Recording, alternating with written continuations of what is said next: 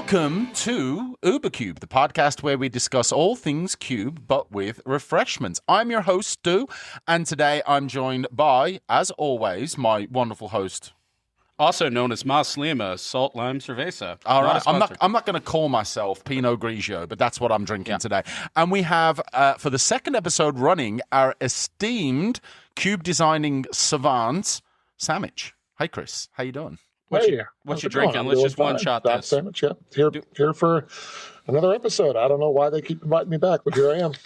So here we go.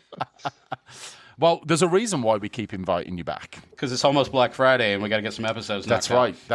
And there you go. That helps. We know we're heading towards holidays, and things are kind of getting crazy to people. So we're banging out this one today. We're doing like a post recording.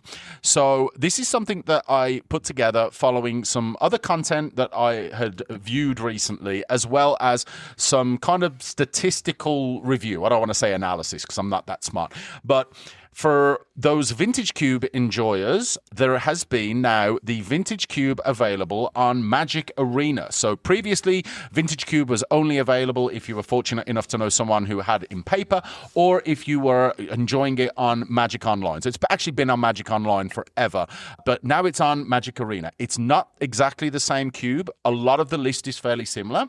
It's a powered cube, so the Power 9 is there, a lot of the broken cards are there, but there's also a few little differences which we can get to in a second.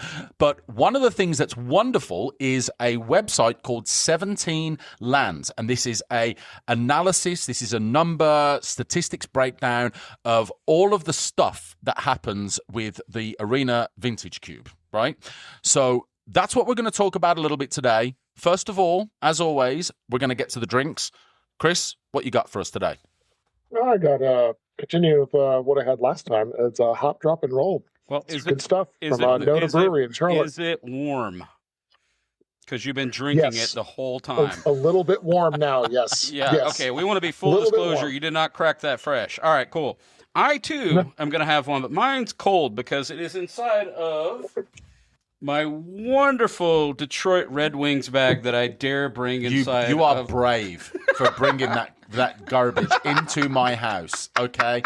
There will be no more Detroit Dead Things paraphernalia that enters my house, okay? I'm just going to put that out there. So, and I've got me a glass of wine. I'm having a Mas Lima Salt and Lime Cerveza. That's going to be my name for the weekend because I happen to grab it out of, one more time. Excuse me. I pulled it out of my Detroit Red Wings. Anyway, all right, moving on. Thank you, Anthony. So, yeah, today is going to be just a little discussion. I'm not going to go too crazy with this. I just figured that I would go on 17 Lands and I would look at the numbers as far as cards that have big impact, cards that have low impact, and sort of we're in the in-between a little bit, if you will. All right? So I've got a list here. And we're going to start out with the cards that have the biggest impact when drawn or in the opening hand, right? So basically, these are the cards that win games, okay? Mama. Mas. Mama. Little yellow pills. All right, I changed beers. All right, you've changed beers. These are the cards. I'm just going to read them as they are, right? We're not going to have show notes on it. Well, maybe I'll just put a text I want to be really together. clear. So when Anthony does show notes, he builds a beautiful PDF with the UberCube logo, and Stu makes Notepad. I do. Well, this was just thrown together while I was, I don't know, in a meeting Notepad. or something. Yeah, exactly. Yeah. So these are actually in order. And to be specific, these are from the first month. Now, things are obviously going to change. Statistics, when you've only got a month, which I believe is somewhere just below 25,000 drafts total of the Arena Vintage Cube. But these are the cards with the biggest impact, biggest positive impact when drawn. From the top, Tolarian Academy, Tinker, Time Walk, which actually has the highest win rate when drawn, Ancestral Recall, Black Lotus, Flash, Underworld Breach, Mana Drain, Psychic Frog, Soul Ring, Ugin, Eye of the Storms, Channel, which actually has the lowest games played versus games in hand win rate, Brain Freeze, Muck Sapphire, Sneak Attack, Urza, Lord High Artificer, Force of Will, 3 Mana Teferi, Retrofitter Foundry, and Mox Jet. And there are a couple of honorable mentions that I'm going to put down here. A couple that I felt like, oh yeah, they're no-brainers. Minsk and Boo, Oko, Mana Crypt, and one that really did surprise me, Thespian Stage. Which makes no sense, because we had this conversation. It makes no sense. Why is Thespian Stage there? Like, Dark Depths Isn't hasn't... it with, you mean Depths, right? No, Thespian in the Stage cube? specifically. Now, Yeah. Dark Depths, I'm not even sure if it's in the cube, but the fact that Thespian that's no Stage idea. at all, even if it was Thespian Stage and Dark Depths, was a bit of a surprise to me. Now, you guys both have vintage cubes. They're very much different from Arena. Tell me about some of the cards that are on this list that, just in your experiences, either do have the big impacts when they're drawn, or ones that you're surprised about. So we had this whole conversation just last night. We're coming back from the mono green cube as a continuation of that story. And Stu and I were having this, we've got a 35-minute ride home. And how I want to build this old Raleigh type vintage cube, which is just conceptual right now. More to come on that, but I kind of want to do no Universes Beyond, no Commander cards. I don't know what that's going to look like yet. It's a lot of those cards that have been retired from my 540 powered vintage cube as of late because of those external stressors of, air quotes, this card is not good enough. And in that conversation, I specifically support a Lands Matters package and very heavy, spoiler alert, an Artifacts package. While talking to Stu, saying that, well, for that matter, Kiki Jiki, I said, I do not care about the status quo. My power cube will be much looser than the other cube that we're going to talk about here in a minute through intent. I want to have two different environments that feel contextually different, even at the sacrifice of the expectations of stapled onto it, the baggage that comes along with, I'm running a powered vintage cube, right? We've said all these things. So when I'm mentioning this, going back to Thespian and Dark Depths, I include both of those. You're going to find that Chris is going to tell you that those aren't good enough, but I'm answering in a... Chris, where do we land? You're 360. Yeah, my 360 cube, I do not run them. It's not that I don't think they're not good enough. I just don't. That's just something I chose not to support. Let's put it that way. I like. I just time out right decision. there. No, we got to have. I'm putting an air horn in here. It'll be a burp, burp, burp, burp. Yeah, because sure. we got to get away from this mentality of saying it's not good enough. We need to say I do not support. I like that better. Well, there's a reason for that. Okay. Let's caveat that, though. This is a vintage cube. This is a powered environment. And again, this is the expectation that the cards are the most powerful, the most broken. There are going to be cards that aren't good enough. Whose question? Whose expectation? I don't think it's just necessarily an expectation. You look at the list. I actually agree with Stu here. Okay. Don't do that. At least give me 4 of them before the episode's over. No. Okay. All right, 1 point, Stu. Okay. Anthony doesn't have very good eyesight. So on my monitor, all the way on the left, hopefully outside of what he's able to read, I see red. I see black. I see green, trees. I see trees. Fields of fields. So I actually, as part of an exercise when I was looking at these statistics, as well as actually looking at cards for this old Raleigh cube, I did a bit of a comparison. Now, let's talk about, this is outside of just this list, let's talk about the 4 mana green drops, okay? So there's a couple that are obviously staples in the modern vintage cube, if you will, right? Do any of you guys want to take a crack at, in the 2015 vintage cube, right? So 10 years ago, there were 3 4-drops in the vintage cube. Would anyone like to take a crack at what they were? Thrun the Last Troll is one of them. Yes, Thrun the Last Troll is one of them. Right, 2 more. Oh, it's what's I honestly don't know. No. I want to try this. It's what's her name that gets the top card of your library if it's a land, put it into play. We're on Quiz Bowl here. Oh, the Oracle of Moldiah. Thank you. Oracle of Moldaia's got to be in there. And no, that's not there. All right, 1 more. Not there. Seriously. Oh wow, I didn't know that. I actually have no idea then. It's been so long, man. All right. Just for the sake of our listeners, we'll just go ahead and bang these ones out. So the first one is Master of the Wild Hunt. Card is so good. All right. Oh 2 my colors, God, 2 I green. forgot about that one. I love that card. Put a 2/2 wolf in. The next one, which is to me is baffling, Wickerbow Elder. It's also really good. that I one? ran that. Do Yeah. you remember that? I read that Yeah. by like pauper cube. It's Yeah, really good. remember that old chestnut? Yeah, so that's in a pauper cube. You said that. Repeat that. I ran it years ago. Yeah, because Okay. it's a 4/4 that destroys an artifact. It's It not is terrible. well, but you have to pay a green and remove one of the -1/-1 counters. It actually comes into play with a -1/-1 counter. So for the sake of our listeners, who may be You're unaware getting me of. super hyped for this old Raleigh. I'm gonna put an E on that old. I'm building this, Chris.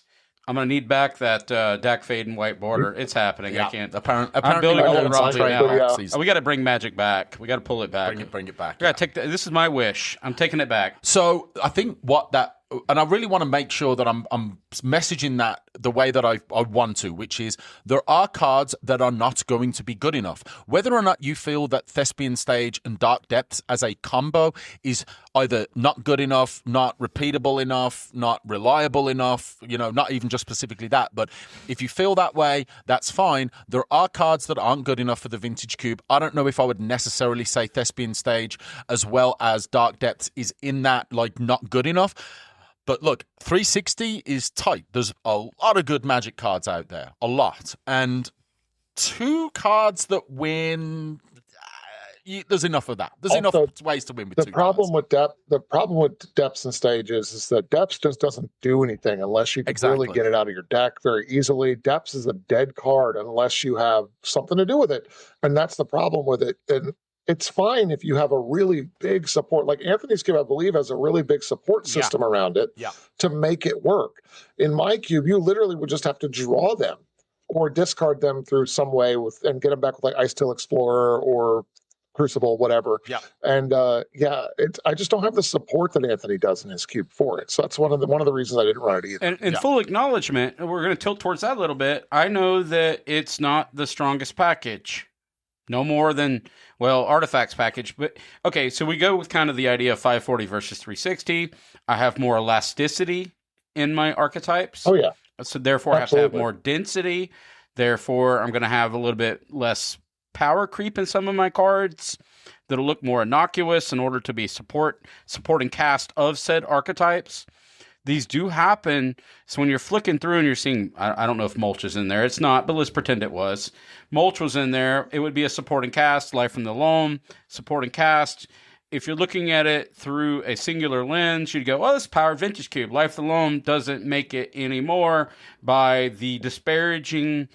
If you go from alpha, beta, maybe some Exodus, and then we creepingly jump up to 2020 Magic as a gap of it's not good enough. We went from super broken Magic cards to let's get this kind of fire design inserted in the middle here, work away, and then we went straight up Universes Beyond, Commander, Eternal formats. We've got this weird doldrum time period in the Powered Vintage Cube of cards. Yeah, it's all alpha, beta, and like early with things like Black Lotus, the Markson, etc. And then you've got Ugin, and you've got Urza, and you've got 3 mana Teferi, and Retrofit a Foundry. Yeah, so what are you going to do whenever you start bringing in, like, I don't know, what is it, Eternal Masters or these type of sets, right?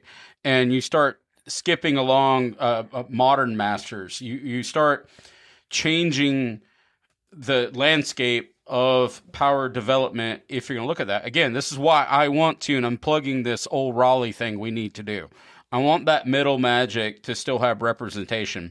I want the original OG Ugin. I want the original Karn. I want the original Braids. I even want Baneslayer and Moldrifter and FTK to thrive in an environment. I want to have a middle ground. Well, don't throw shade on FTK like that. We FTK talked about is this, a though. Great card. And I'm diverting from your episode. So, like, as we kind of talk about... No, not at all. This is exactly what I want to talk about. So in that arena environment that we're talking about, I felt like these cards, I played them. They had some custom cards and some... I don't know. I actually played it. I, frankly...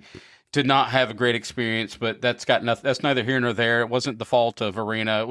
I've gotten kind of spoiled with this stack crap that you're showing me on this MTGO now, that Arena is a little bit too, like, play through on some sophisticated moves, but that's a whole thing. But I see it as, it felt a little bit more like the Magic that I was talking about. It felt a little bit, I wasn't preloaded for this. I gotten so used to this 360 that I saw in your environment when I went to this 540 version on Arena, it felt a lot like, not even my environment, it felt like somewhere in the middle a little bit. I felt that feels like some of these cards are like really mid-rangey, really pay forward, do a thing. It just didn't feel, it was in a weird spot. It's not great, is it? I don't want to go so far as to say that, but yeah, it wasn't great. Chris, I want to ask you about one specifically. Of these cards, this was the lowest either games played or games in hand win rate, which is channel. Okay.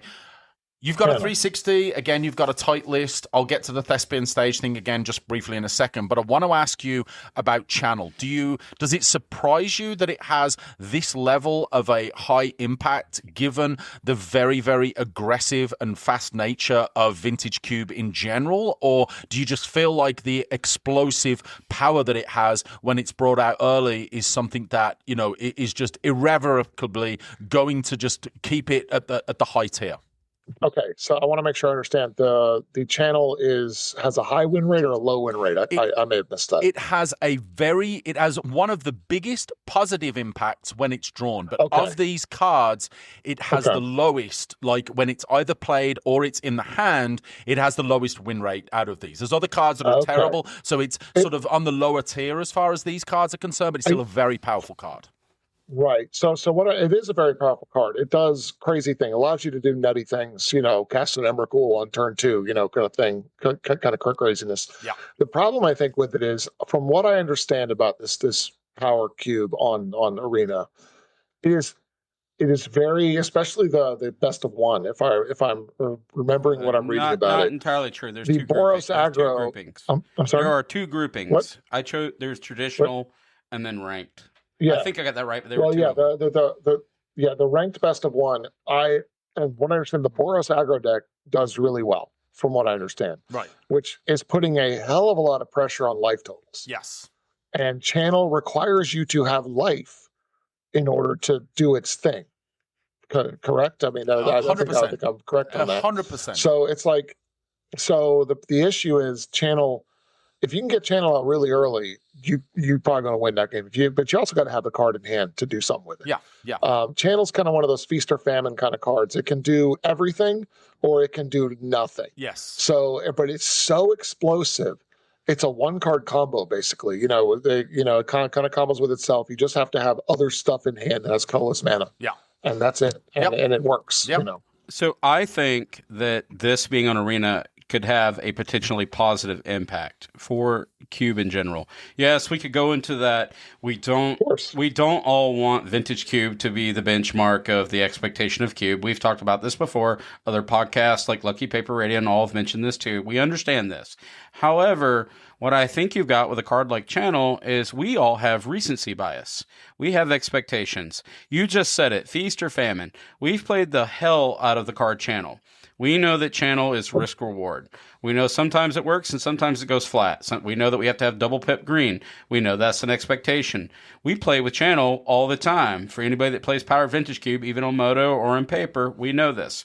But now you've got this whole swath of players that Arena is attracting for what I feel is positive reasons to the Cube community, or at least the beginnings of the spark of the Cube community. They'll see what Cube could be potentially. They maybe not. They don't probably listen to our podcast. Let's say a lot of Arena players pretend like they're a bunch of Commander players or they're a bunch of Modern players or Standard players on Arena. Like, oh, well, there's Cube.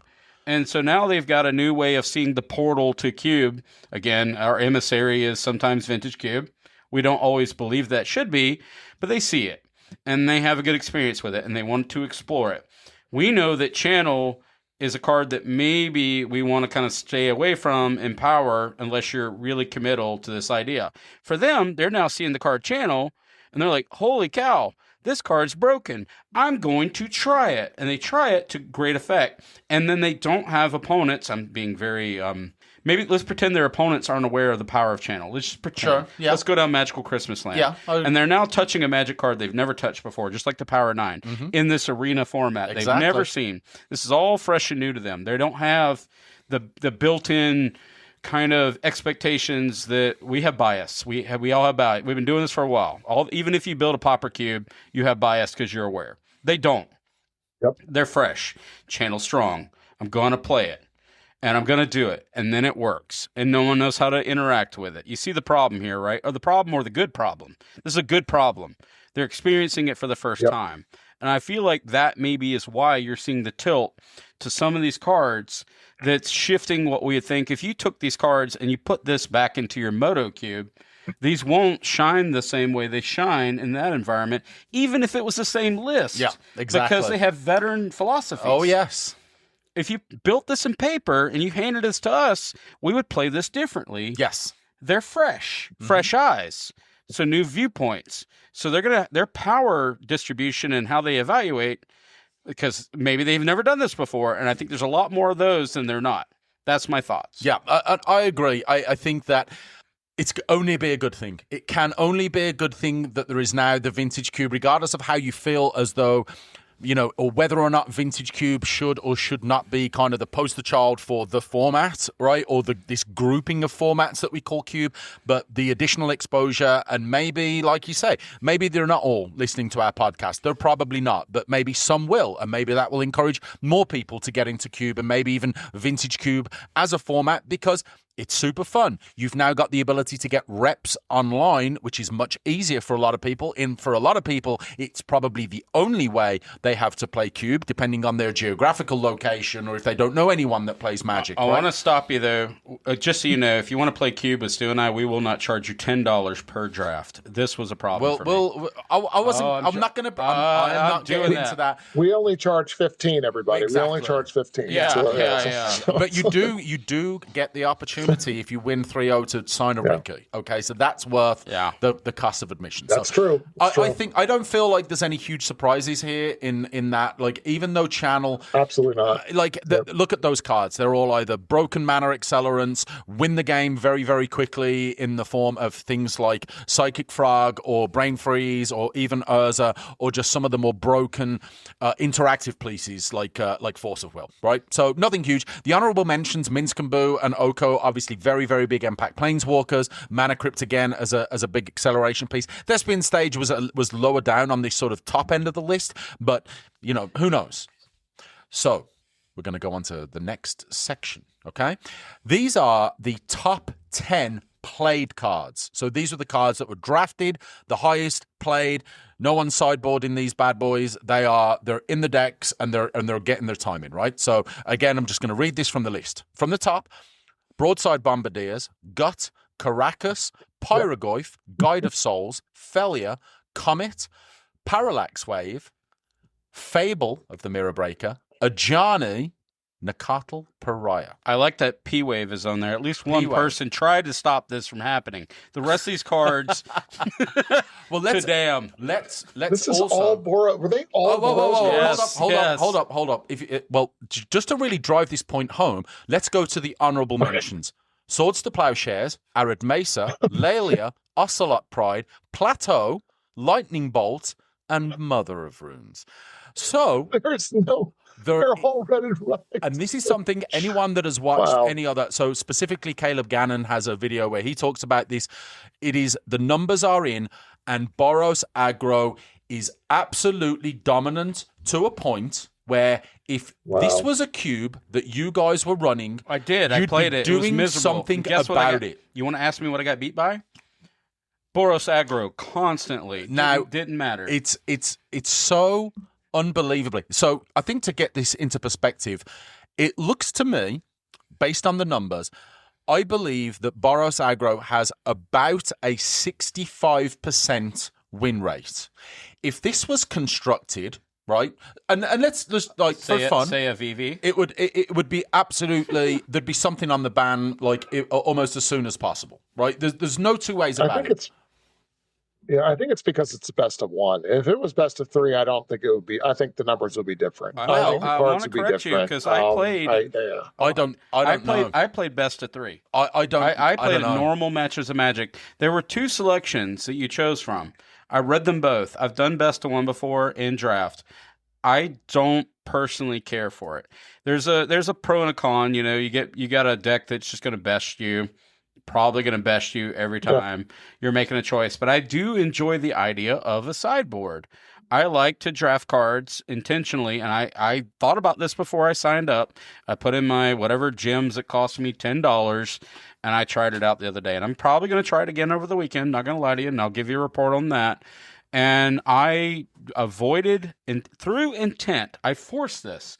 I went mono black. Well, actually, I went Demir. I splashed blue.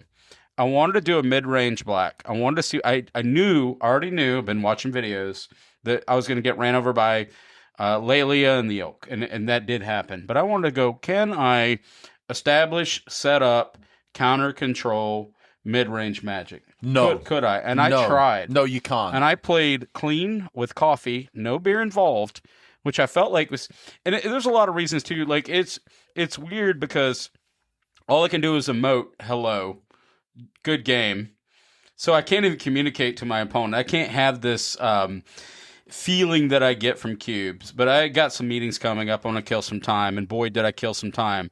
As in I killed approximately 38 minutes because I got ran over by turn creature sideways Boros. Yes, and basically... Couldn't feel like I could not combat it, even if I got a 4-drop down. You cannot. It's so far and away the strongest deck. I would argue that not just in Arena based on these numbers, but certainly all the data that I can glean from the Magic Online Vintage Cube as well. Boros is king, and it's not even close. There's just so many very, very strong, both aggressive and interactive pieces in Boros that there's a reason why it has the level of success that it does. Well, one more time for the listeners, what site did you pull this from for their reference? This is 17, the number 17, lands.com. Incredibly good resource. And let's go, we'll talk about what you just mentioned there. So you tried a Demir kind of control-ish kind of deck. It's not the way to go. All right. Maybe if it's an incredibly open lane and you get literally every single piece, you might be able to make it work consistently. You might even have a good deck, but does that mean you're going to win a large amount of games, especially if you're facing these Boros style aggro decks? The numbers just don't support that. So this is the final piece that we're going to talk about today. These are the top 10, or I suppose bottom 10. These are the least played cards. 17 Lands actually has Lutri as the lowest played card. The reason why I think that is the case is because Lutri exists in the sideboard as a companion. So I think that's a bit of a skew of the data. So I'm not going to include that, but just for completeness sake, that is actually at the bottom. But again, I believe that to be the reason why. So here are the least played cards according to 17 Lands in the Arena Vintage Cube. Up the Beanstalk, Woe Strider, Seething Song, Agatha's Soul Cauldron, Vampire Hexmage, Yawgmoth, Pick Your Poison, Unlicensed Hearst, White of the Reliquary, and Knight of the Reliquary, with a honourable mention to an old favourite of mine, Tendrils of Agony. So most of these make sense. I'm actually not surprised by it. No surprises. Well, the only one that's a little surprising, and it isn't because someone told me, Unlicensed Hearst does have game. My understanding... Too slow. My understanding of this cube is Reanimator is sparsely supported. Reanimate is supported. It's not good enough. Yeah. The Reanimate cards actually are not bad. They're kind of middling, if you will, in the game win success numbers, right? So if you have the God tier kind of Reanimate package that you're able to assemble, so that means you've got Entomb, you've got Reanimate, you've got Animate Dead, you've got all the prime Animate targets, then sure, you're going to have a pretty good level of success. The problem is that there's just way too much of a skew, if you will, towards those white-red aggressive decks. If you're not developing your board, Reanimate is an incredibly powerful card, but it takes something to get there. Entomb, unbelievably powerful for 1 black, right? Put something in your graveyard, anything in your graveyard, but you're not developing your board with these cards. And when you have the pace and the power that these Boros decks do, it's just not good enough. And I'll tell you something, blue has its presence at the top, right? You look at the cards with the biggest impact. Tinker is in there. Time Walk, obviously. Ancestral Recall. Understandable that those cards are just bonkers powerful. You're going to splash for them if you can, right? Black, on the other hand, has it struggled. Psychic Frog is in there. That's definitely a powerful card just because it draws you cards. It attacks well. Obviously makes sense that something like that would be in there. The big problem and the big color as far as just really struggling to make impact is green. Green is just so far and away the weakest color in the vintage cube. It's not even funny. These 4-drops that at times we've talked about as, man, these are pretty good cards. They're just not good. They're just not good enough anymore. Now, I don't know what this means. Obviously, I'm talking to two folks right now. Both of you have vintage cubes. I don't know what your lists look like and how much of a crossover there is either between the Moto Cube or the Arena Cube when it comes to the Boros. And I'm kind of going to put this out there to our listeners. Any of our listeners that either have a lot of experience with playing online, and especially those of you that have a vintage cube in paper, looking at this, does this reflect, if you're someone that is able to get regular paper vintage cube rotations in, does this kind of match? If you're, like I said, especially if your lists are close to these cubes, right? Do you feel like Boros is a problem? No, I think you've got probably, again, what I said at kind of the midway of the episode, you have a lot of players that have this type of, that's their game style, right? And I experienced this, that they're there for the quick turnover matches. There's no personal interaction in this environment. If you don't want to talk to me, Chris, and you don't want to know me, Boros, and you just want to move through a leaderboard, it's a known quantity. This has always been a thing that's been known even on the Moto Vintage Cube, that mono white or mono red or a combination of those, if you're willing to sacrifice that, you will trophy on a frequency that's hard to explain. Yeah, if you want a trophy, you play these cards. So now we're going to remove the entire personal interaction, that touch that we're going to have when I'm playing against Chris, where I want to get a little, again, inject some whimsy into my power here, right? I want to do a little hat trick. I want him to laugh because I'm running a white of the reliquary. And I did the thing.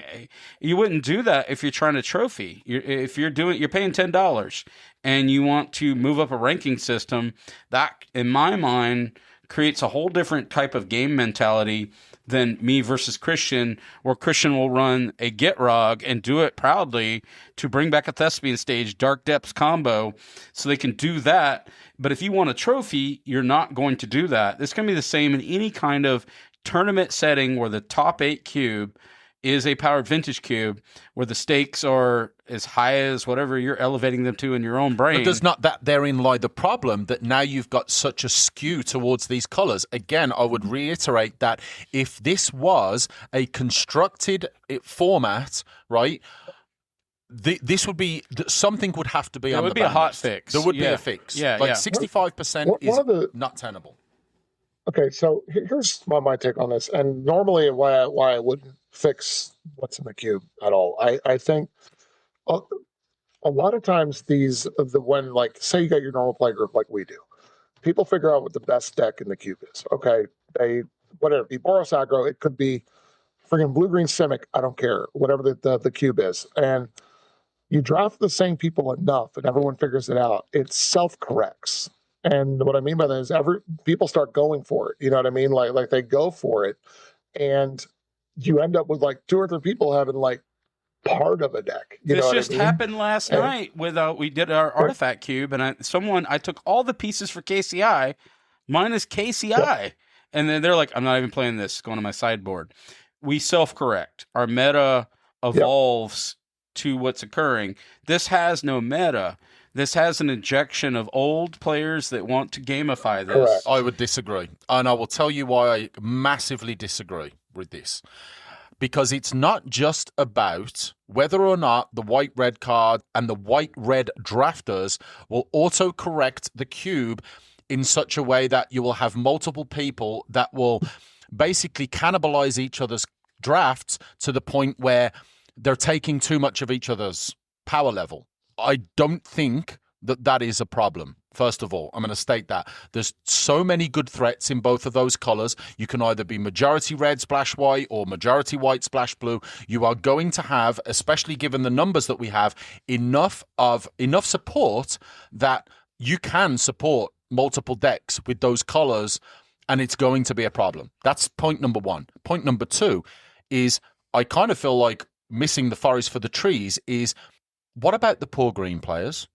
What about the poor black players? And what about the poor blue players? Like, there's that's a problem with the cube construction in this case, in my opinion. And it means they need to help to bring those up, and that's just not really happening right now. And you can keep your white red where it is, and then bring everything else up to meet it, and that to me would make it work.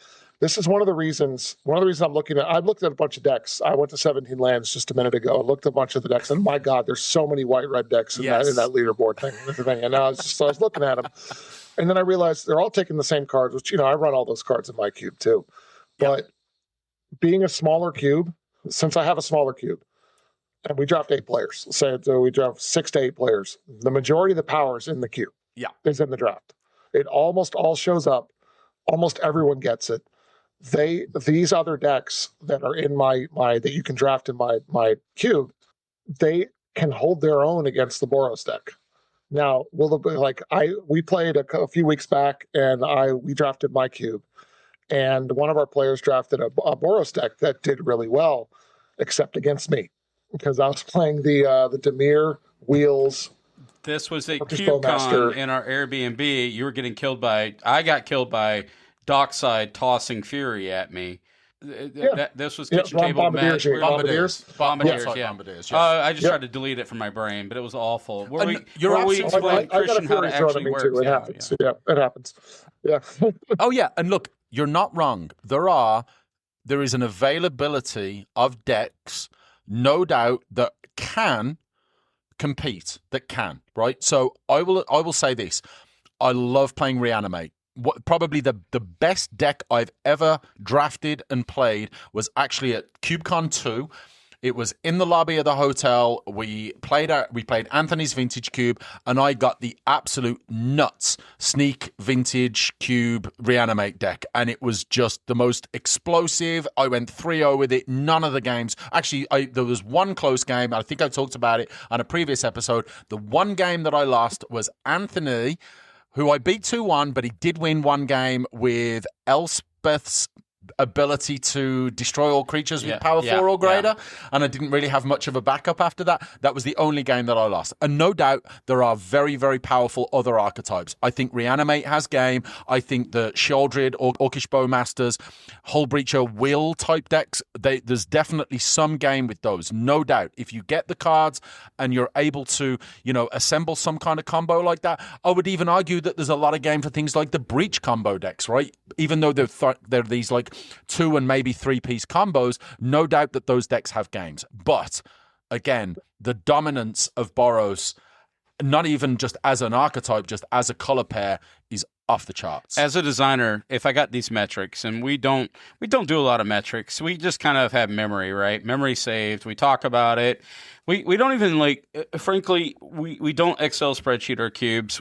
I'm not that interested. I'm not that invested, but we do pay attention to trends. If we see something, and I think May said this a long time ago, aggro is, and you said this incidentally, aggro is the benchmark of your cube. Wherever that lies, that's how you're going to pace the rest of it to lean in. If you're doing the paper, rock, scissors mentality and you're doing aggro beats control beats mid-range, combo gets weird, you want to play this weird 4-sided scissor, paper, rock, who knows what, sure, your toilet paper of choice. Yeah. You see where you kind of want to use the ballast point of aggression to determine where the other ones kind of equate to that, I guess. Yes. Right? You don't want, if aggression is so heavy, and a lot of people have encouraged me to increase aggression. We have players in our meta, they very much adore the idea of aggression, right? Lelia sparks joy for them. I'm not going to take that away from them. But then I have to provide a mid-range threat, going back to, I don't know, we'll say Thrun, the last troll, hypothetically, right? Something could stand up in front of that card and block it and regenerate. That's very hypothetical, but I need to have roadblocks. I don't care if this is Wall of Blossoms. I don't care, right? Wall of Roots, doesn't matter. Something to get in the way of Thalia until I can find a solution. So for me, I want to keep, I'm at 540. I saw some of your bottom tier cards, the Knight of the Reliquary, the White of the Reliquary. These cards, I run these cards. We talked about this on the ride home last night. Yeah. Admittedly so, they are not at the peaks of power. You know what they are at the peaks of? Bringing me joy and ensuring that when someone does it, they walk away smiling and go, man, that was fun as hell. Chris, I love you to death, likes power. Power brings him joy. Pushed. I'm kind of happy that you're not at 450 now, so I don't feel like I'm at the end of the bus stop. You're at the beginning of the bus stop. You're on the first. The train is hitting you first. I'm on the back. So buy this, and if you take it and throw it out into an array, I'm going to have supporting cast cards that by comparison of his 360 are not going to fall in the same. If you did a scatter shot or did an array and put it out, I'm going to have a lot of cards that aren't going to fit that. If we did a singular straight line, an XY axis, and we traveled up, and then we did a scattershot array, Chris will be a lot tighter to that array as it pulls in on that diversity spectrum, where you're going to see a lot more of mine where they're going to kind of scatter out. And it's not because they're stronger, because they won't meet that peaks of power question that you're going to ask, is this vintage? Does this belong in vintage? Back to his point, if I felt like Boris Control or Boris Aggro was taking over my cube, I would take little minor steps to give the others buffs up. Equilibrium. That's the card that I think of when I do my cube design, literally mentally. And you'll never get this perfect on that tilt. And it's okay that sometime your oscillate pride wins games. When I see numbers like 60 and 70%, I have concerns. I tilt back. Agreed. I want to see a nice 60-40-ish variance. Let's take it to sort of a conclusion, because we're talking about vintage. We're talking about power. Again, Chris, your list is 360. Anthony, your list is 540. Chris has chosen to be much tighter on that power band. Anthony, you've chosen to be a lot looser and include some cards that are more of a for joy and for fun rather than just everything being super concentrated on what is the most powerful. And I'll be honest, this is Cube. There's no right, there's no wrong. There's just whatever your choices are. But we're not talking now about a curated cube. If you were talking about your horror cube, or Chris, your whatever thematic cube, let's just argue that, right? It's much, much easier for you guys to say, here is an archetype that is either struggling or is too powerful. Here's a couple of cuts that I can make. When you're talking about the vintage cube, it's a lot more difficult, because you can't just say, here, I'm going to grab these cards to just support the other colors, because the expectation is that they already contain the most powerful choices of those colors, right? You're not going to upgrade Mana Drain or Force of Will. It's going to be tough to find better one drops than, what's the blue 03 that creates clues, or Tameo, thank you. Yeah, there's already an upper limit right now as far as the power level. So for Vintage Cube, this is now creating what is, for me at least, very fascinating, is that where do we see this Vintage Cube go? And I am kind of gearing this more towards the arena players. I know that there's, a lot of people out there that are enjoying it. I really hope that this continues to expand out the knowledge and the enjoyment of Cube, but I'm just really interested to see, where does this go? Do we see new, really powerful black or green cards printed? Because, there needs to be something that kind of props up those colors, or maybe we see kind of a shift, at least in the attitudes of whoever's curating these cubes, to maybe shift the power level. Yeah, there it is. I'm at a loss for words. They don't have the ability to tweak and tune tonight like I do. It has to stay out there for the masses to see. Yeah. They unfortunately for them, these metrics come post, right? And there's nothing they can do to dial it in. It's released to the universe. No more. It would be as if I didn't get a singular match at CubeCon of my Power Vintage Cube, but I'm going to get 12 days of my Vintage Cube and then come back and tell me what doesn't work and what doesn't work.